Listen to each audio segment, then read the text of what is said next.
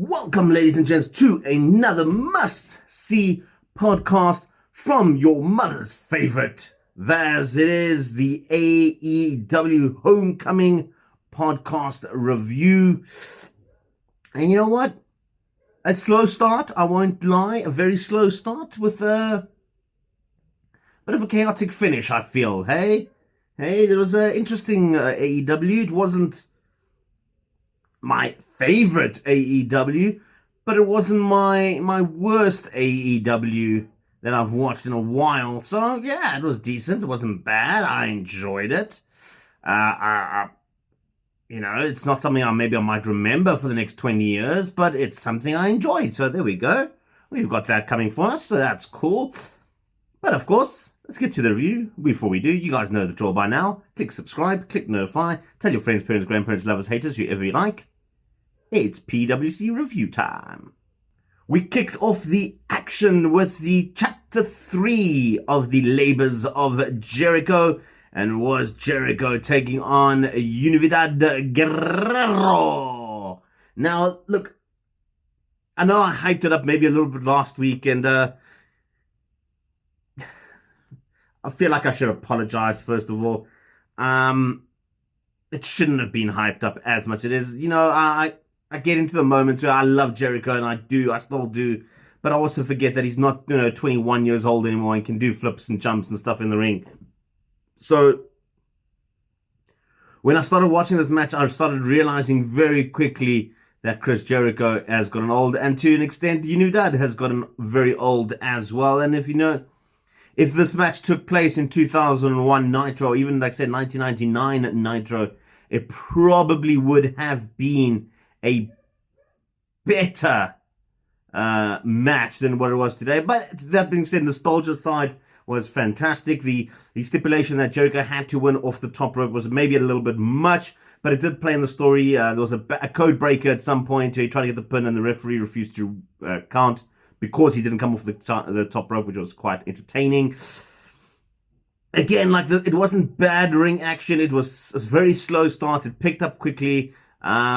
They didn't do a bad thing, but again, the age factor came out 100% in this match. And the GOAT of AEW, in my opinion, Chris Jericho, did look very weathered in this match. He did pick up the victory, though, after a Judas effect from the top rope, which was quite cool to watch. And then Wardlow came out and attacked Chris Jericho after the match and beat him down, only for MJF to announce that next week, the 4th chapter would be a match against Wardlow with MJF as special guest referee. Now, this match is fine on paper. There's nothing wrong with this match. It's an okay match to have. I just feel in the essence of what the trials of Jericho or the task of Jericho, whatever they're calling them, it doesn't feel right. I mean, we've had Nick Gage, we've had now this, we're having these nostalgic matches or matches where Jericho wouldn't normally be part of. And then all of a sudden we have a match against a behemoth in Wardlow. Yes, it's a new dynamic, a smaller guy versus a bigger guy, but Chris Jericho is not a smaller guy anymore, and that's just the problem. And with MJF as special referee, I feel like it's a bit of a cheap shot in the sense that they probably didn't have anything else to do. And I feel like this could have either been number 1 or number 5, having MJF as a special referee. And, I don't know, winning by, maybe not winning it at all or something like that. To just make it feel better. That's all I'm saying. Make it feel like it should be a task of Jericho or a labor of Jericho rather than just another match. That's what it feels like. We stayed in the ring for the next segment. It was a trios match, a very weird trios match that started off on Dark as a challenge. 2.0 and Danny Garcia taking on Moxley, Kingston, and Darby Allin. And for those of you that don't know, 2.0 is Everrise from NXT. When they were released, they moved obviously now to AEW. And you know what? For a match that really doesn't have any background story, it was a fun match. There was nothing wrong with this match. It was great to watch. I enjoyed it. I wouldn't say it's a great match, but yeah, it was all right. It was nice to see Moxley getting more TV time and not going on another 6-month hiatus. Kingston looked all right in this match. 2.0 looked okay. They looked like they haven't really missed a beat in the ring rust department. Garcia was all right as well. Darby Allin, always good in the aspect that he's been wrestling every single week, and he got the victory for the team. There is really not much else to talk about this match. The only other thing I can mention is we got a video recap of the whole situation with Nick Cage and Team Taz. That's it. We then had our third match of the night. It was Christian Cage taking on the Blade from the Hardy family. And you know what? Before this match came out, the legit Layla Hirsch took out the Bunny, trying to even the odds for Christian Cage. And it was a good match. It was a solid match. These two put on here in AEW. And you know what? They protected Christian a lot in this one. And you know what? I know Christian has been protected. He's on an undefeated streak. He won again with the spear on the Blade. But I think a big kudos has to go to the Blade. He has probably been the standout star in AEW for, let's say, the last 3-4 months. The man has put on consistent matches and he's made his opponents look really, really good. Nothing to be taken away from Christian. Of course, he's the veteran of this whole entire situation.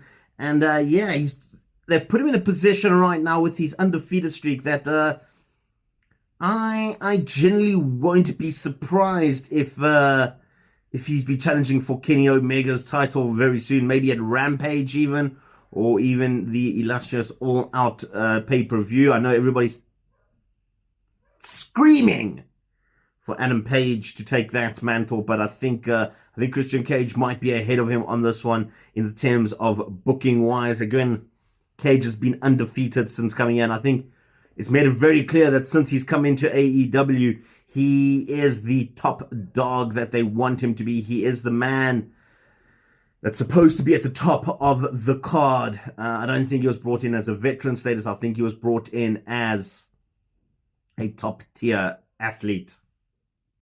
We then had Tony Schiavone introduce us to the AEW Women's Champion, Dr. Britt Baker, MD, as well as her bestie Rebel in the ring. And before she could even get going, Red Velvet interrupted and, demanded a title opportunity. She reminded Britt of her record currently at 21-4. And, I think when you look at this, it makes sense in the sense that there is no one really else within the women's roster in AEW right now that is at the level of what Britt Baker is. And I'm not saying that Britt Baker is at a fantastic level, because honestly, she's looked a little bit rusty in the last few matches. She hasn't looked the best quality women's wrestling that you can get, but she's holding down the fort, so I'll give her that. I think a big talking point in all of this is the fact that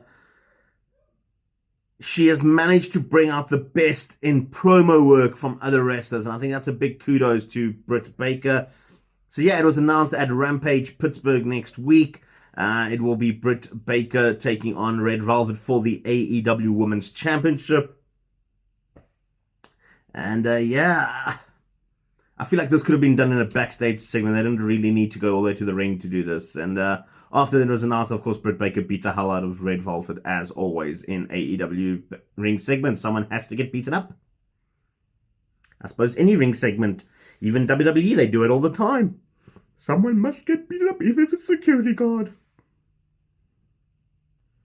And look, we had another in-ring segment, but before we get to that, I just forgot to mention a little bit earlier, we had a backstage segment where Adam Page spoke to the Dark Order and basically said he doesn't need their help. And he's tired of, relying on others, that sort of concept. We then went back into the ring with Tony Schiavone speaking to Adam Page. Before Page could say anything, the Elite popped up, and Kenny Omega came out and told him, listen, you just want to rejoin the Elite, that's all you want. But they don't accept losers. Try that again. We then went back into the ring, but before we do that, I forgot to mention earlier, we had a little bit of a backstage segment with Paige and the Dark Order. Paige saying that he doesn't really need their help. He doesn't want to rely on others for help. He needs to do this alone. Inside the ring, while Paige was about to speak and say his piece, the Elite rocked up there, and Kenny Omega basically told him that he wants to rejoin, but they don't allow losers to join the Elite, and it felt very... what's the word I'm looking for? Very high schooly. I know that's not a word, but it felt very clicky. That's the word I'm looking for. Like a high school drama, teenage drama. That's what this whole segment felt like. And before they could do anything, Kenny Omega received a punch from Hangman Page. The Elite started beating him up. V from the Dark Order tried to make the save, but Stu Grayson and Uno stopped him and told him, "Listen, sorry, he wants to do this on his own. He's done with us." And then we also had the Elite Hunter rock up there, and the two of them got a beating of note, Adam Page and the Elite Hunter, leaving the Elite standing tall in the ring. And yeah, you know what? And I'm going to probably get a lot of flack from a lot of people in this one, but I hate this version of Kenny Omega. He is not the best wrestler in the world, quality Kenny Omega that we all know. His promo work is terrible. He relies on stupid jokes. It feels like watching a singular version of the Young Bucks. And I hate the Young Bucks. I think they have destroyed wrestling as a tag team division in whole. I don't care what anybody else says. I think they're overrated, overhyped, and they just they're not good. They're not a good tandem, and they think that they are. And I feel like Kenny Omega is going down that road. It's the same how I feel about Don Callis, and maybe that's good gimmick work that they're making me feel like I hate them. But in essence, it's really bad because I'm losing interest in the whole Elite story. They've lost, from my side at least, all the credibility that they had going into this feud with Adam Page. I was really excited for it. I was really looking forward to this redemption arc, but they're just coming off as schoolboy bullies, and I feel like it's extremely lazy booking. That's all I feel like it is. I feel like it's very lazy. It's a tried and tested scope, you know. They could have done this a whole lot better. And yeah, I'm going to get lambasted for this. I'm going to get attacked for this because there's a lot of Kenny Omega fans. There's a lot of Young Buck fans. And it's not to, you know, mess on anyone's parade in AEW. I'm enjoying AEW. I'm just not enjoying the Elite. I feel Kenny Omega back in New Japan was a hell of a lot better than he is now. I feel like they've actually just tweaked his character too much and have ruined everything that is Kenny Omega. The same I'm saying for the Good Brothers. They were horrible in WWE, don't get me wrong. The stupid nerd thing that they did was terrible. But when they went to Impact a little bit, they were doing well. They were fine. New Japan, they were great. And now they're just looking like a bunch of, to say the least, they're looking like their WWE versions again of the nerd thing. It's lazy booking. That's all it is. That's what I gotta say on that one. But yeah. We then got our next match, which was the TNT Championship match. Miro taking on Lee Johnson, the Nightmare Family's Lee Johnson. He had Dusty Rhodes alongside him at ringside, and